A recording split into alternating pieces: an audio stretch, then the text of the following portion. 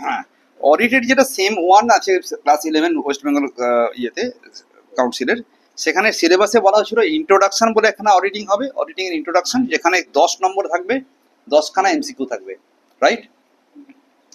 আমাদের পড়ার পদ্ধতি হচ্ছে রিডিংটা ভালো করে করব যাতে ভেতর থেকে মানেটা বুঝতে এগোতে পারি।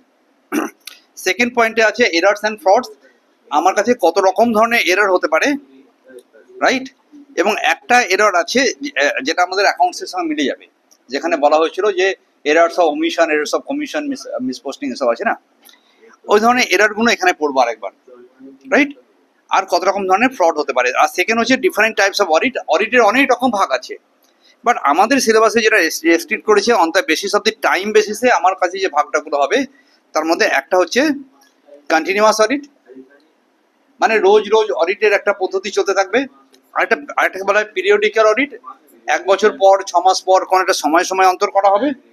আর দুটো অডিটের মাঝখানে মধ্যবর্তী সময়ে কোনো ইন্টারিম অডিট হতে পারে। এদের কি অ্যাডভান্টেজ আছে, লিমিটেশনস আছে প্রত্যেকটা টাইপ অফ অডিটের, পাক্কা? আর বলেছে কন্টিনিউয়াস অডিট আর পিরিয়ডিক্যাল অডিটের মধ্যে কি ডিফারেন্স আছে সেটা বলো। এই হলো সিলেবাস। এই সিলেবাসের ফার্স্ট চ্যাপ্টারটা আমরা চ্যাপ্টার খুলে দেখার চেষ্টা করছি, যেখানে বলা হয়েছিল যে what is audit, what is auditing, introduction to auditing এ এই চ্যাপ্টারটা আমরা পড়ার চেষ্টা করছি, রাইট? তাতে ফার্স্টে বলছে হোয়াট ইজ অডিটিং এর ডেফিনেশন, কাকে বলে অডিটিং। অডিটিং ব্যাপার নিয়ে অনেকে মনে মনে ভাবতে পারে যে অডিটিং মানে হচ্ছে, আমাকে বলবে তোমরা সবাই, আমি শুধু একা বলে দিলে হবে না। অডিটিং মানে মনে করা হলো যে, আমরা মনে করতে পারি যে অডিটিং মানে ভুল খুঁজে বার করো, খুঁত খোঁজো। খুঁত খোঁজা ইজ নট অডিটিং। তার বদলে তোমাকে যে তথ্য দেওয়া হয়েছে তার উপর ভিত্তি করে যে পিএল এবং ব্যালেন্স শিটটা বানিয়ে দেওয়া হয়েছে সেটা ঠিক কিনা, তাহলে গিভেন তথ্যের উপরে তোমাকে যে তথ্যগুলো দিয়েছে, যে বুকস অফ অ্যাকাউন্টস গুলো দিয়েছে, যে ইনফরমেশন গুলো অথরিটি সাপ্লাই করেছে, তার উপর ভিত্তি করে আমি কি পেতে পারি বল? একটা খাতা দিস তোমাকে, বলা হচ্ছে সেটা হলো অডিটিং। তাহলে অডিটিং স্পাইসার এন্ড পেগলারের একটা ডেফিনেশন আছে, খুব মজা লাগে এটা খুব পারফেক্ট লেগেছে আমার কাছে। তো পড়া যাক, আমি একবার পড়ে দিচ্ছি ছোট করে। And auditing is said to be such an examination, এটা একটি এক্সামিনেশন।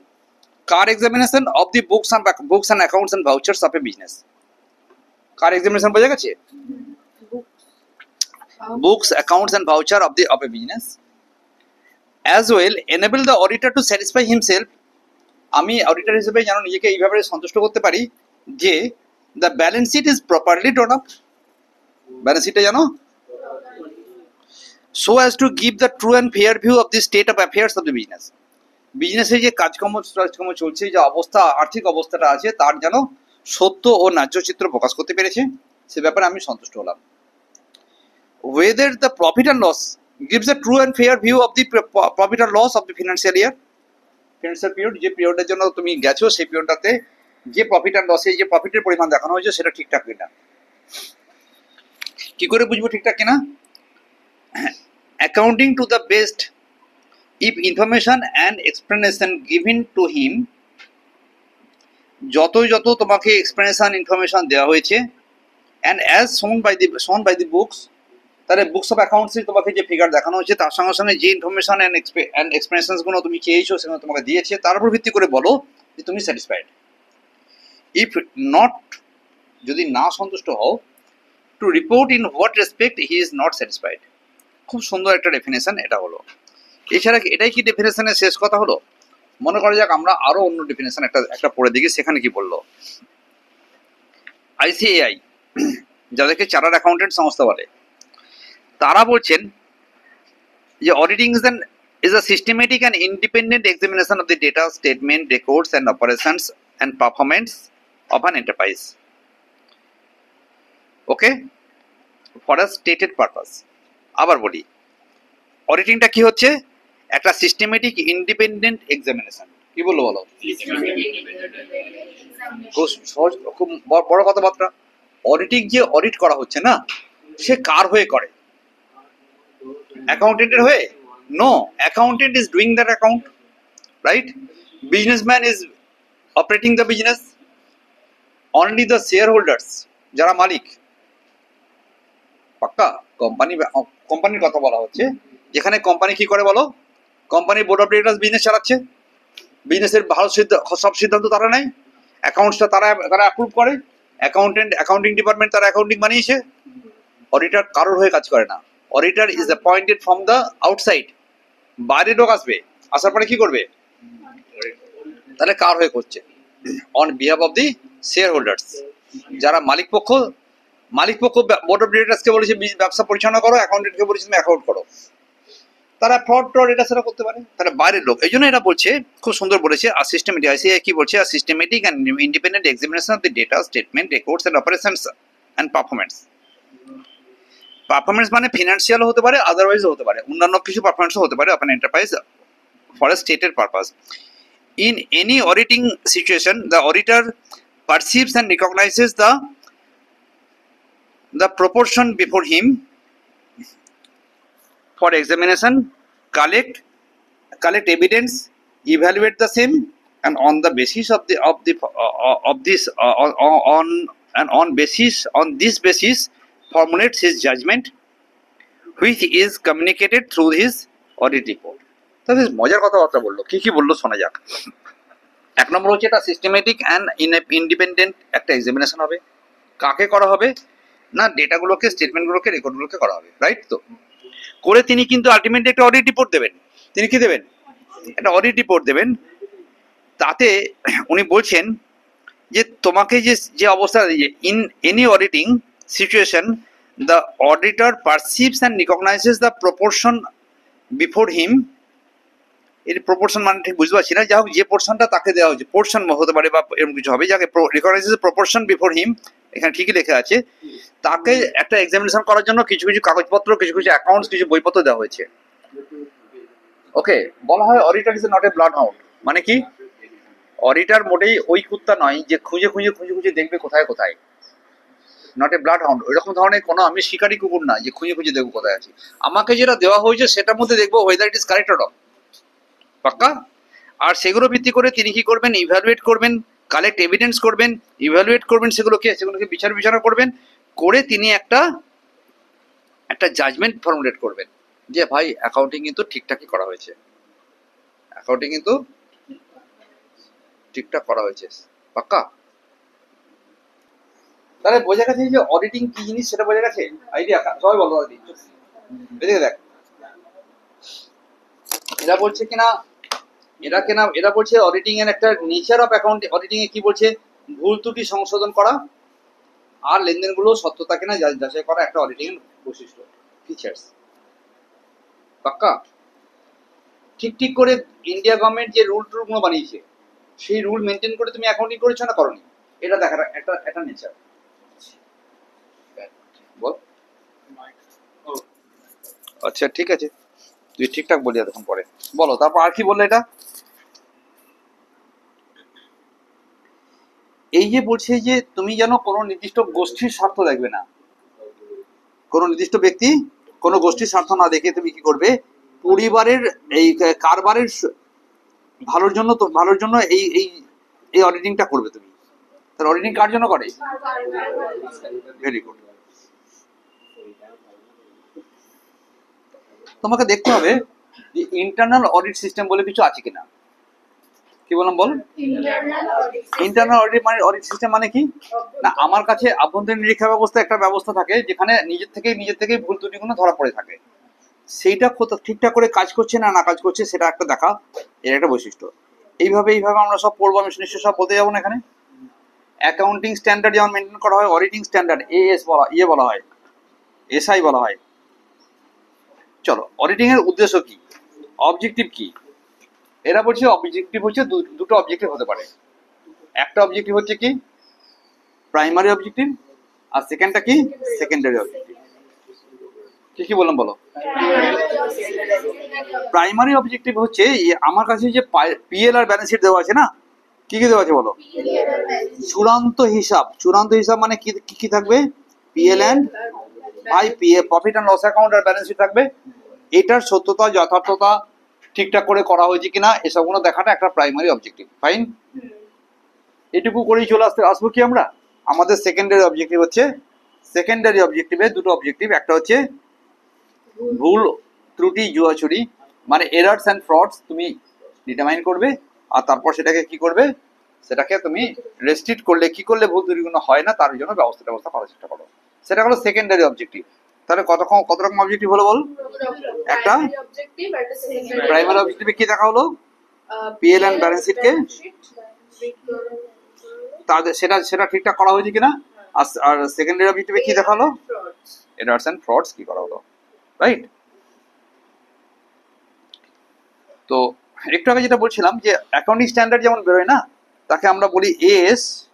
এই সমস্ত রিডিং কিন্তু ভেবে নিও না যে এই ভিডিওটা দেখলে আমার সব পরীক্ষা দিয়ে দেবো, বই ধরে ধরে পড়তে হবে। তেমনি অডিটিং এর জন্য বলা হয় এসএ। এসএ মানে হচ্ছে স্ট্যান্ডার্ড অফ অডিটিং। যেমন অ্যাকাউন্টিং স্ট্যান্ডার্ড তৈরি করা হয়েছে না কিরকম ভাবে অ্যাকাউন্টিং করবে, সিমিলারলি কি করা হলো, এদের জন্য করা হলো এসএ মানে স্ট্যান্ডার্ড অফ অডিটিং। তো এরা বলছে যে তোমার প্রাইমারি যে মেন অবজেক্টিভটা বলা হয়েছে সেটা এসএ 200 এ এটা নিয়ে কিছু আলোচনা করা হয়েছে যে কিভাবে তুমি করবে। এবার দেখবো নাকি কি বলছে, তো দেখা যাক কি বলছে। এই অনুযায়ী এদের বলছে স্বাধীন ও নিরপেক্ষ নিরীক্ষকের এবং নিরীক্ষা কার্যের সামগ্রিক উদ্দেশ্যের কথা বলা হয়েছে। তার মানে কি বল, একটু আগে যেটা বলছিলাম কি ইন্ডিপেন্ডেন্ট হতে হবে, রাইট?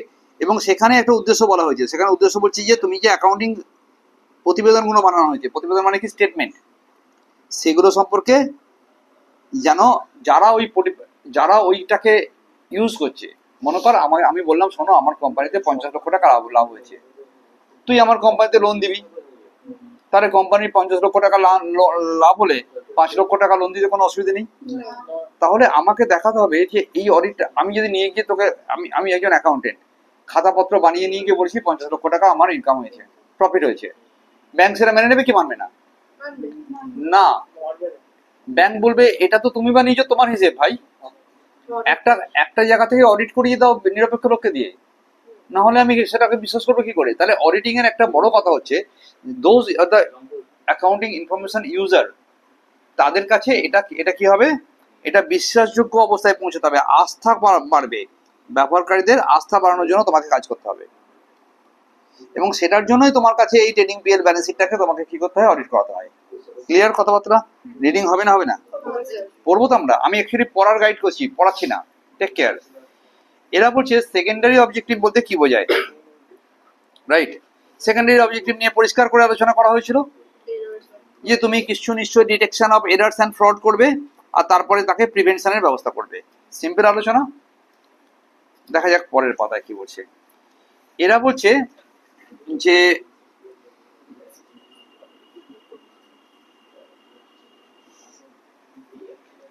এরার্স অ্যান্ড ফ্রড, তুমি মনে করছো ভাই এমনি সব ঠিকঠাক করেছে, ভাই তোমার ভুল তুমি করেছো না করেছো আমি কেন দেখতে যাবো? তাহলে কি কি সমস্যা কি কি মানে এই যে এরার্স অ্যান্ড ফ্রডস করলে আমার সুবিধাটা কি হলো, ভালো কি কাজটা হলো কোথায়? যাতে কর্মচারীরা অনেক বেশি সতর্ক থাকবে, বলবে যে ভাই ভুল করলে তো ধরে নেবে, ফ্রড করলে ওরা ধরে নেবে, অতএব আমাকে সেটা করবো না, সেটা এড়িয়ে যাওয়ার চেষ্টা করবো না, একটা বড় অ্যাডভান্টেজ। ফাইন। এর ফলে কোম্পানির অপারেশনাল এফিসিয়েন্সি বাড়বে, কোম্পানিতে কার্যকরী দক্ষতা গুলো বেশি করে বৃদ্ধি পাবে, যে ভাই ভুলভ্রান্তি হচ্ছে না, ঠিকঠাক করে করা হচ্ছে, রাইট? এরা বলছে কর্পোরেট গভর্নেন্স এর জন্য আস্থা বাড়ে। কর্পোরেট গভর্নেন্স কি জিনিস রে, জানি কি এটা? কর্পোরেট গভর্নেন্স মানে হচ্ছে যখন আমি ডিরেক্টরস, কোম্পানির ম্যানেজার ও কোম্পানির মানে বিভিন্ন যে পক্ষগুলো আছে না, তারা যথেষ্টভাবে ট্রান্সপারেন্সি আছে কিনা কাজের, কি বললাম, তাদের মধ্যে কাজের স্বচ্ছতা আছে কিনা আছে। আমি যদি অনেক চোট্টামি করি তাহলে কি আমি সবকিছু প্রকাশ করবো? Corporate governance standard is very important thing. আজকের যুগে যে কোনো কোম্পানিতে যখন আমরা ইনভেস্ট করতে চাই না, তখন দেখতে চাই যে কোম্পানি কত লাভ করছে, কিসের ব্যবসা করে, কত কিছু করছে, সব ঠিক আছে, বাট যদি কর্পোরেট গভর্নেন্স খারাপ হয় তাহলে কোনো বড় বড় সংস্থা সেখানে গিয়ে বিনিয়োগ করে না। একে কি বললাম কর্পোরেট গভর্নেন্স। এর ফলে তোমার কাছে কি হয়ে গেল, দুর্নীতিগুলো ধরা পড়ে। Very good. এরা বলছে কোয়ালিটি অ্যাসিওরেন্স। কোয়ালিটি অ্যাসিওরেন্স মানে হচ্ছে এই যে অনার্থিক তথ্য, কোম্পানির অনার্থিক তথ্য বিষয়গুলি যথাযথভাবে রক্ষিত হয়েছে কিনা। আবার বলি, কোয়ালিটি অ্যাসিউরেন্স মানে যখন একটা কোম্পানিতে ঠিকঠাক করে, আমি বলি এরা কি বলেছিল শুধু কি ফিনান্সিয়াল ডাটাকে অডিটিং করা হয়? অডিটিং এর প্রচুর ভাগ হয়ে গেছে। এখন এনভায়রনমেন্টাল অডিট হচ্ছে, কথা বুঝলি, এখন হিউম্যান রিসোর্স অডিট হচ্ছে, মানে অডিটিং এর সো মেনি দিক আছে। তার মধ্যে কোয়ালিটি অডিট হতে পারতো, সেখানে দেখা যাবে যে তোমার কাছে অনেক বেশি ঠিক ঠিক করে পণ্য সরবরাহ করতে পারে ওরা, সেটাও একটা গৌণ উদ্দেশ্য, সেটা একটা। তো সুতরাং অ্যাকাউন্টেন্সিতে কোথায় ভুল হয়েছে খোঁজার একমাত্র উদ্দেশ্য এটা সত্যি কথা নয়, আরো অন্যান্য উদ্দেশ্যও রয়েছে, রাইট? আর বলছি না বেশি কথা। অ্যাসেট সেফগার্ডিং সম্পত্তিগুলোকে ঠিকঠাক করে, ধর অ্যাকাউন্টিং করা হচ্ছে যখন, তখন অ্যাসেট, তখন অডিটিং যখন করা হয় তখন স্টক টেকিং করা হয়। মানে 31শে মার্চে আমরা কি করব, অনেক বেশি গিয়ে গুনে আসবো কতগুলো অ্যাসেট আছে আমাদের, অনেক বেশি কি করলাম বল কতগুলো অ্যাসেট আছে। ধর আমার কোম্পানিতে এতগুলো টুলস আছে, এতগুলো মেশিন আছে, এতগুলো গোনা হয় এগুলো। এতে অ্যাসেটকে সেফগার্ড করা হয়। অ্যাসেটের অ্যাকাউন্টিং ঠিক করে ডিপ্রিসিয়েশন করা হয়েছে কিনা, ডিপ্রিসিয়েশন করলে অ্যাসেটের ভ্যালু কমে যায় না বেড়ে যায়, কিন্তু আসলে সেফগার্ড হয়, জানিস কি এটা? বলবো একটু গুছিয়ে। মনে কর আমার কাছে 100 টাকার 1000 টাকার একটা অ্যাসেট ছিল, ডিপ্রিসিয়েশন করেছি, কমে গিয়ে 800 হয়ে গেল। তারপরে আবার 200 টাকা ডিপ্রিসিয়েশন করেছি, কমে গিয়ে 600 হয়ে গেল। আসলে এই যে টাকাটা আমি মাইনাস করলাম না, এই টাকাটা কিন্তু বিজনেসে রয়ে গেছে। 5 বছর পরে মেশিনটা যখন বন্ধ হয়ে যাবে, খারাপ হয়ে যাবে, তখন কি হবে? তখন ওই টাকাটা ওইখান থেকে জোগাড় করে নিয়ে আমরা কি করতে পারবো, আবার মেশিন কিনতে পারবো। তো অ্যাকাউন্টিং ঠিক করে করা হচ্ছে কিনা না দেখলে আমরা কিন্তু মেশিনটাকে আরেকবার ফেরত নিতে পারতাম না, কথা বুঝলি কিনা? কস্ট রিডাকশন অ্যান্ড ইত্যাদি। Very good. এটা বলছি অডিটিং কি লাক্সারি? পড়তে হবে না, এটা আসবে না পাক্কা। অডিটিং কখনোই লাক্সারি না, অডিটিং ইজ এ নেসেসিটি। তাহলে ওটা যখন পড়তে হবে না, অডিটিং ইজ এ লাক্সারি পড়তে হবে না, তখন এটা পড়ে দেখাও, ইম্পর্টেন্স অফ অডিটিং। তাহলে অডিটিং এর কি ইম্পর্টেন্স আছে, অডিটিং এর কি ইম্পর্টেন্স কি হলো, কেন অডিটিং দরকার হলো? 1 নম্বর ছিল কি লেখা আছে বল? হিসাবের ভুল ত্রুটি ও জাল জুয়াচুরি শনাক্তকরণ। একটা হচ্ছে কি আমি কি এরার আছে, আর কি ফ্রড আছে সেটা খোঁজা। প্রতিষ্ঠানের সত্য ও যথার্থ আর্থিক আস্থার আমি হলে এটাকে আগে বলতাম, কারণ এটা আমাদের প্রাইমারি অবজেক্টিভ। একটা হচ্ছে যে কোথায় না কোথায় true and fair view of balance sheet প্রতিষ্ঠানে এটা দেখা যায় কিনা, রাইট? আর্থিক প্রতিবেদনের স্বীকৃতি, আমি যে অ্যাকাউন্টিংটা করেছি এটা কারেক্ট হয়েছে না রং হয়েছে সেটা জানার জন্য, রাইট? আমি একটু আগে বলেছি গল্প করতে গিয়ে, এটা বলা উচিত না আমার। যদি কেউ লোন চেয়েছে, সে অডিটেড হিসেব দেখবে না এমনি হিসেব দেখবে? এরপরে বলো কর্মচারীদের উপর চাপ সৃষ্টি, এটা একটু আগে বলা হয়ে গেছে, আমার বলা দরকার আছে? তারপরটা অভ্যন্তরীণ নিয়ন্ত্রণ ব্যবস্থার দক্ষতা পরীক্ষা, অভ্যন্তরীণ নিয়ন্ত্রণ ব্যবস্থা কার্যকরী আছে, এটা বলা হয়ে গেছে আমাদের। তারপরে আইনগত বাধ্যবাধকতা, ভারত সরকার বলেছে অডিটেড অ্যাকাউন্টের উপরে তোমাকে ট্যাক্স দিতে হবে, উইদাউট মেকিং দ্যাট অডিট তুমি ট্যাক্স দিতে পারো না। ভারত সরকার বলছে যে যদি তোমাকে রিটার্ন সাবমিট করতে হয়, ফিনান্সিয়াল রেকর্ডস পাবলিশ করতে হবে প্রত্যেক 3 মাস পর পর। কি বলেছে বললাম? ফিনান্সিয়াল রেকর্ড পাবলিশ করতে হবে প্রত্যেক 3 মাস পর পর। তা তুমি এমন একটা কিছু নিজের থেকে বানালে আর বসিয়ে দিলে এটা হয় না। ওকে, মানুষকে যে অ্যাকাউন্ট ইনফরমেশন গুলো দেবে সেটা কিন্তু আইনগতভাবে অডিটেড হতে হবে। তাহলে এই কটা উদ্দেশ্য নিয়ে আমি অডিটিং ইম্পর্টেন্স বুঝছি। 1 নম্বর পয়েন্ট হচ্ছে আমার কাছে নিশ্চয়ই ট্রু অ্যান্ড ফেয়ার ভিউ দেখাতে আছে কিনা, সেই অ্যাকাউন্টিং ইনফরমেশন গুলো যেন মানুষ মানছে কিনা, মানবে ভালো করে, সেটাকে ব্যবহার করে আমি লোন পাবো। আমার অডিটিং হয় জানলে কর্মচারীদের উপরে একটা ঠিকঠাক কাজে চাপ সৃষ্টি হবে একটা, আর আভ্যন্তরীণ নিয়ন্ত্রণ ব্যবস্থা ঠিকঠাক কাজ করছে না করছে সেটা অডিট করে জানতে পারা যায়। আর আইনগতভাবে অডিট করতে বাধ্য আছি, তাই অডিট করি, এবং এটা না করলে আমার ব্যবসা বন্ধ করে দিতে হবে। আর একটা কি বলছে না, কোনো ভুল ত্রুটি জাল জুয়াচুরি এগুলো থাকলে ধরা পড়ে। This is importance. এটা যদি ইম্পর্টেন্সের কথা হয় তাহলে একটুখানি থামি। নেক্সট পয়েন্ট হচ্ছে যে অ্যাডভান্টেজ অফ অডিটিং করে কোন সুবিধা হয়। 1 নম্বর এসব পরে জেনে গেছি আমরা, বিজনেসের দৃষ্টিকোণ থেকে কিছু সুবিধা হয়, মালিকের দৃষ্টিকোণ থেকে একরকম সুবিধা হবে। তো আমার কাছে ফার্স্টে দৃষ্টিকোণটা বানালাম, কি কোণ বানালাম বল? দৃষ্টিকোণ থেকে দেখা যাচ্ছে যে বিজনেস বলছে কিনা তার একটা প্রপার অ্যাকাউন্টিং হয়, কোনো ডিটেকশন অফ ফ্রড, মেনলি আলোচনাটা মানে পয়েন্টটা পড়ে একবার করে দুবার করে ভেতরে গল্পগুলো পড়বে, দ্যাট ইজ সাফিসিয়েন্ট। ধরে ধরে আলাদা করে কোশ্চেন মুখস্থ করতে হয় না। তো দুটো পয়েন্ট বললাম, কি কি বললাম বলো? সুবিধে বিশেষ দিক থেকে 1 নম্বর প্রপার অ্যাকাউন্টিংটা ঠিকঠাক হয়েছে, বিজনেস জানতে পেরেছে। 2 নম্বর হচ্ছে কোনো ডিটেকশন ফ্রড হয়েছে, ফ্রড ডিটেকশন হবে। 3 নম্বর হচ্ছে true and fair view of the accounts জানা গেছে, অ্যাকাউন্টিংটা ট্রু অ্যান্ড ফেয়ার ভিউ হয়েছে কিনা। এরা বলছে অ্যাকাউন্টিং রিলায়েবিলিটি, বারবার এই প্রশ্নটা বলছি আমি একটা অ্যাকাউন্টিং করে দিলাম, কেউ বিশ্বাস করে না। কিরে তোরা দুজনে কি করছিস? কিরে ক্যাপ্টেন অশান্তি করছিস? কর, এসো এদিকে এসো। অডিটারের কাছে অডিটিং করালে তার কাছ থেকে আমি কোনো অ্যাডভাইসারি পেতে পারি যে আমার কোম্পানিতে কিভাবে ভুলভ্রান্তি হচ্ছে এবং আরো কিরকম ভাবে ইন্টারনাল অডিট সিস্টেম চালু করতে পারি, আপনি আমাকে কিছু অ্যাডভাইস করে যান। এটা একটা সুবিধে, রাইট? এসব বানিয়ে করেছে আবল তাবল। হ্যাঁ, কিছু ডকুমেন্ট আছে যেটা ডিপেন্ডেবল হয়। কোম্পানি যদি ভালো অডিটরকে দিয়ে অডিট করেছো তাহলে তার সুনাম বৃদ্ধি পায়, রাইট? এই সমস্ত গুণ। সহজে ঋণ পাওয়ার সুবিধা হয়, এটা তো অনেকবার বলি একই কথাবার্তা। মালিক কি দেখছে, মালিকের দিক থেকে কি সুবিধা হয় না? একটা যে মালিককে তো মালিক মানে কারা? Share holder. আর বোর্ড পরিচালনা করছে কারা? Board of directors. তারা যে অ্যাকাউন্টিংটা আমাকে দিয়েছে সেই অ্যাকাউন্টিংটা আমি মালিক পক্ষ মানতে পারে, না হলে মানতো না, মানে ডিপেন্ডেবল হয়, রাইট? বলেছে যে ওই ডাউট গুলো ক্লিয়ার হয়, আর কিছু কথাবার্তা নেই। ওকে, কিন্তু এইটা খুব ইম্পর্টেন্ট আছে, অডিটিং কিন্তু অন্যান্য বাইরের কোম্পানিগুলোকে, বাইরের লোকেদেরকে তেমন হেল্প করে। যেমন ধর আমি একটা কোম্পানিকে ইন্স্যুরেন্স কোম্পানি, আমার সুবিধা আছে না নেই অ্যাকাউন্টটা অডিটেড হলে? আমি যদি ব্যাংক হই, যারা লোন দেয় তারা দেখবে আমার নাম সরকার, গভর্নমেন্ট অফ ইন্ডিয়া, তারা দেখবে যে ওটা অডিটেড হিসেব আছে, তার মানে এরা যে ট্যাক্স গুলো দিয়েছে, যে সার্ভিস ট্যাক্স দিয়েছে, যে জিএসটি দিয়েছে, সব ঠিকঠাক দেবে, রাইট? আমি একটা কেস করেছি কেউ, আমি সেখানে অডিটেড অ্যাকাউন্টস নিয়ে গিয়ে সাবমিট করতে পারি। আইনের দিক থেকে আমার কাছে একটা বড় সুবিধা হয়ে গেল। বা আইন সংস্থা যারা আছে তারা তোমার কাছে অডিটেড অ্যাকাউন্ট চেয়ে পাঠাবে, রাইট? আর মনে করো আমি একটা কোম্পানিকে কিনতে চাইছি, আমার এখন অনেক টাকা হয়ে গেছে, আমি কি করব? তাহলে কোম্পানি যখন কিনতে যাবো তখন তার অ্যাকাউন্টিংটা অডিটেড দেখবো না আনঅডিটেড দেখবো? This are the advantages of auditing. Fine, beautiful. এখানে শর্টটা একবার পড়ে দেখো। অডিটিং করার অসুবিধে কি, রাইট? 1 নম্বর বলেছিলাম তুমি ভুল ত্রুটি সব ধরে দাও, কিন্তু অডিট হওয়ার পরেও ভুল ত্রুটি রয়ে গেল।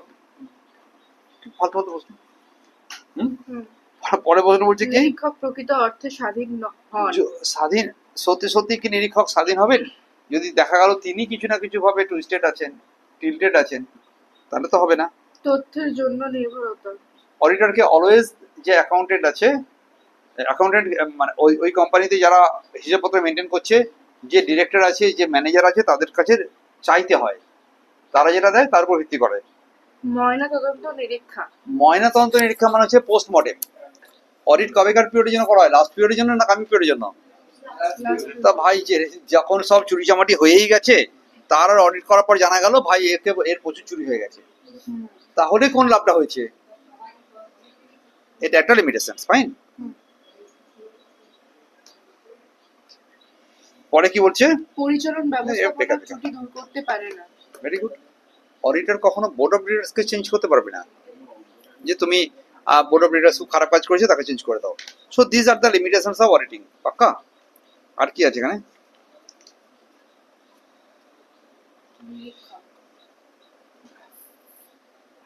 তো অডিট করে যিনি, তাকে অডিটর বলে। যিনি অডিট করবেন তো যে কাউকে অডিটর বলে দিলাম, ভাই তুই এই শোন না, তুই রাস্তা দিয়ে যাচ্ছিস, আমার কোম্পানিটা অডিটর করে দিবি, এটা হবে নাকি? তাহলে সেই রাস্তা দিয়ে যে লোকগুলো যাচ্ছিল তাদের মধ্যে যে লোকটা অডিটর হবে তার কিছু যোগ্যতা থাকতে হবে। তার মধ্যে 1 নম্বর হচ্ছে প্রফেশনাল কোয়ালিফিকেশন।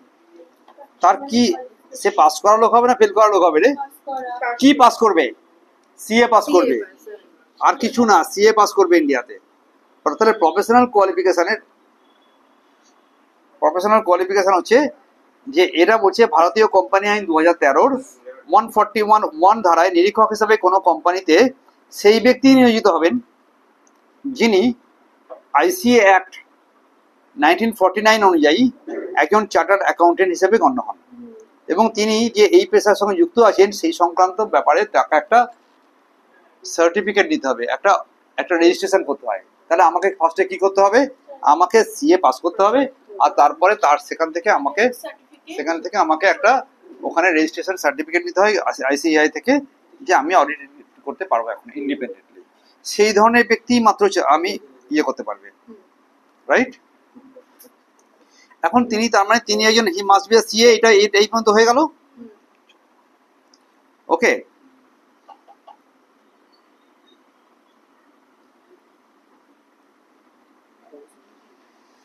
এটা কি বলছে দেখি। ওই একই কোম্পানি আইনের 148 ধারা, তাই 2000 কোম্পানিজ অ্যাক্ট 2013 এর 148 ধারায় বলা হয়েছে যেসব কোম্পানি পণ্য উৎপাদন এবং সেবা সরবরাহের কাজে যুক্ত কেন্দ্রীয় সরকারের নির্দেশ অনুযায়ী সেই সব কোম্পানিতে পরিবাহী নিরীক্ষক নিয়োগ করা যেতে পারে।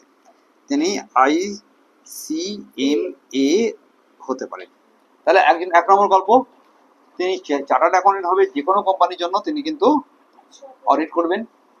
কিন্তু যারা কিনা প্রোডাকশন সংক্রান্ত কাজে আছে, কি প্রোডাকশন করে, ইদার তারা কোম্পানিতে পণ্য উৎপাদন করে, কোনো কোম্পানি যারা গুডস প্রডিউস করে অথবা সার্ভিস প্রডিউস করে, এমন কোনো সংস্থাকে ICMA পাস করেছে যিনি, ইনস্টিটিউট অফ চার্টার সিএমএ, এক কথায় সিএমএ, ICMA বলবো না, কি বলবো, সিএমএ পাস করা লোকেরাও কিন্তু অডিট, ওই পরিবাহী নিরীক্ষক হিসেবে, কস্ট অডিট হিসেবে কাজ করতে পারে, অডিটর।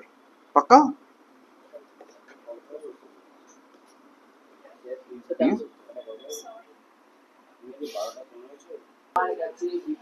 যদি আমার মনে হয় আমি পেশাগতভাবে পড়াশোনা করে আমি সিএমএ বা সিএ পাস টাস করেছি, তো ঠিক আছে, ওটা করলেই কি তুমি এরকম হতে পারবে, অডিটর হতে পারবে? বলছে তোমার কাছে আরো কিছু যোগ্যতা থাকা উচিত। যেমন তিনি নাকি সৎ, ন্যায়নিষ্ঠ, পাক্কা, একটু স্বাধীন মানসিকতা, মানে তাকে সহজে পটিয়ে ফেলা যায় না। তিনি একজন ভালো ব্যক্তিত্ব সম্পন্ন ব্যক্তি হতে হবে, তবে তিনি ভালো অডিটর হবেন। পাক্কা? পাক্কা?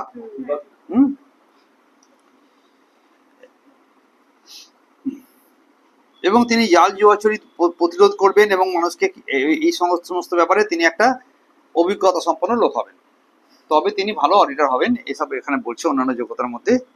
এছাড়া কিছু বলছে পেশা সংক্রান্ত জ্ঞান ছাড়াও নিরীক্ষকের যে সমস্ত কোনো আরো যোগ্যতা থাকা উচিত, তার মধ্যে একটা হচ্ছে যে অন্যান্য সংশ্লিষ্ট বিষয় সংক্রান্ত জ্ঞান। অ্যাকাউন্টিং জানি আর ভালো অডিটর হবো তা না, আমাকে একটু অ্যাকাউন্টিং মানে ইকোনমিক্স জানতে হবে, কিছু ম্যানেজমেন্ট জানতে হবে, যে সিস্টেমে দ্বারা, আজকাল তো সবসময় কোম্পানিতে অ্যাকাউন্টিং করা হয়, আর যা করা হয় ব্যবসা তৈরি করা হয় সব তো সিস্টেমে, মানে কোনো না কোনো সফটওয়্যার কাজ করছে না, তো আমাকে সফটওয়্যার অডিট সম্পর্কে কিছু আইডিয়া থাকতে হয়। ওকে, এটাকে সিস্টেম অডিট বলে। কি অডিট বললাম? System audit. যারা চার্টার্ড অ্যাকাউন্টেন্ট পড়ে বা যারা আমাদের অডিটর যারা আছে, মানে আমি একটা সময় অডিট সংক্রান্ত কাজকর্ম করতাম অফিসের জন্য, তো তোমাকে সিস্টেম অডিট জানতে হবে।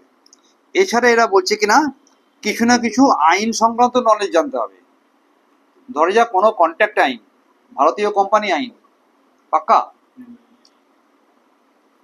আমাদের কোনো না কোনোভাবে বিশেষ প্রশিক্ষণ থাকতে হবে। আর নিরীক্ষা প্রতিষ্ঠান, যে কোম্পানিটাকে আমি নিরীক্ষা করব, যে কোম্পানিটাকে অডিট করব, সেই কোম্পানি সম্পর্কেও নলেজ থাকতে হবে।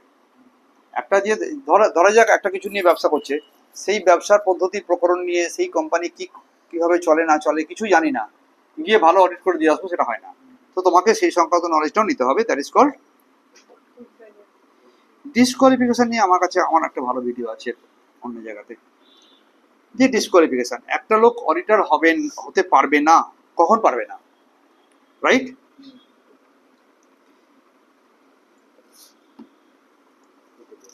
কোথায় আছে এটুকু না, অন্যান্য জায়গাতে আরো বক্তব্য আছে। এদিকে দেখো 1 নম্বর পয়েন্ট। হ্যাঁ, দেখি তোর বইটা খুলতে একটু।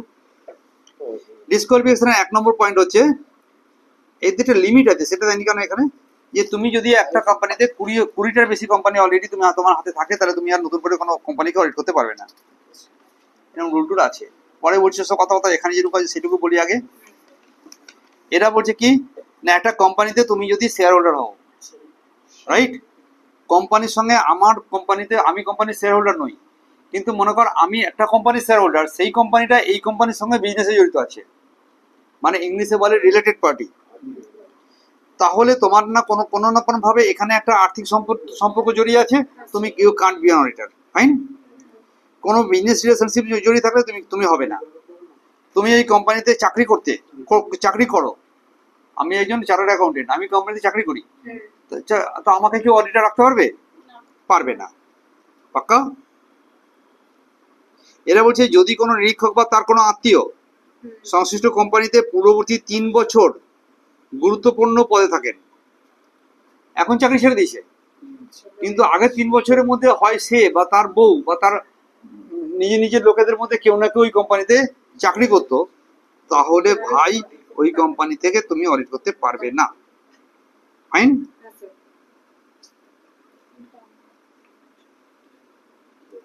নির্দিষ্ট সীমারেখার বাইরে গিয়ে নিরীক্ষক বা তার আত্মীয় সংশ্লিষ্ট কোম্পানিতে কোনো পেশাগত সেবা দেয়, মনে করো আমি একজন অডিটর, আমি অডিটিং করব, কিন্তু আমি ওই কোম্পানিতে গিয়ে অ্যাকাউন্টিংটা দেখে আসবো, ওরে বাপ, কথা বুঝলি? আমি কিনা ওর যে ইয়ে আছে, চেয়ারম্যান আছে, তাকে আমি লিগাল অ্যাডভাইসার হিসাবে কিছু কাজ করে দিয়ে আসি, পাক্কা? You can't do that is called professional relationship, থাকলে হবে না। তাহলে বাংলা কথা, ফিনান্সিয়াল রিলেশনশিপ থাকলে হবে না, বিজনেস রিলেশনশিপ থাকলে তুমি করতে পারো না, চাকরি সংক্রান্ত রিলেশনশিপ থাকলে হবে না, চাকরি এখন করছো না কিন্তু আগে করেছো 3 বছরের মধ্যে, তাহলেও হবে না। আর কোনো পেশাগত সার্ভিস যদি ওখানে তুমি দিয়েছো, চার্টার্ড অ্যাকাউন্টেন্ট বা তুমি বা তোমার আত্মীয়রা, তাহলে সেরকম জায়গাতে গিয়েও তুমি অডিট করতে পারবে না। This are the qualification. দেখি কি হয়। হ্যাঁ।